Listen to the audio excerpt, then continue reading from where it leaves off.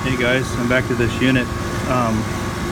This unit is this old R-12 that I got to replace with a new 134A or something, or a 404, but that means I have to do 3 expansion valves down there.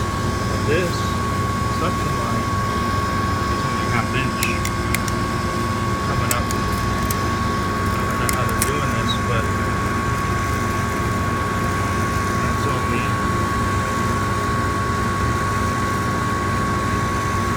a ½ inch suction line. A 1/4 inch. I got 1/4 inch here.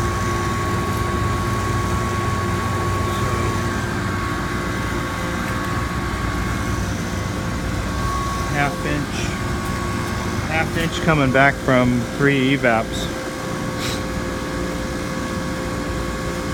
is barely enough. 6,000 BTUs. So that's messed up. I wonder. Oh, I wish that was 5/8 or 3/4 coming up from those evap's, because you're going to have a ½ inch coming off of each evap down there and a 3/8 coming off of the 1,000 BTU. So you got 1 inch and 3/8. Not inside diameter though. You got so you got a inch and a, yeah, probably figure an inch worth of suction coming back. So you want to be at least 5/8 coming up for your BTUs. Have to look at a chart. So, but if you're especially if you're pulling a distance. So, gotta look at this shit coming over here with this one. It looks like. So we got this line right here. This one. Where's it go?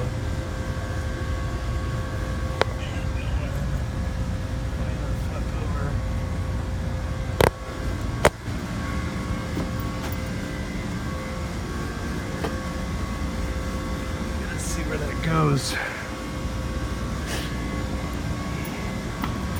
Oh, this place is fucking crazy, huh? Oops.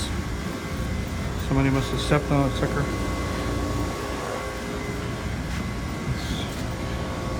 Alright, so we got definitely still 1/4 inch. And over here, I wonder if we got, I guess,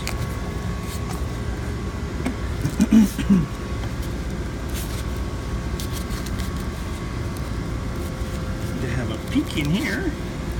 Let's see if it's still ½ inch. See what the suction line looks like. Oh fuck. Look at that suction line, boys. Weeper City. This place has been around for like 40, 50 years. Oh yeah, that thing's a total pinhole. There you go.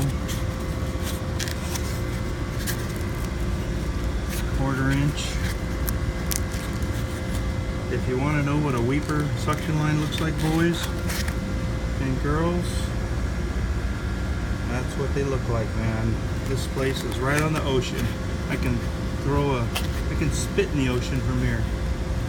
This place is, when suction lines have been beside the ocean for over 30 years, that's when they're done. And this thing is done.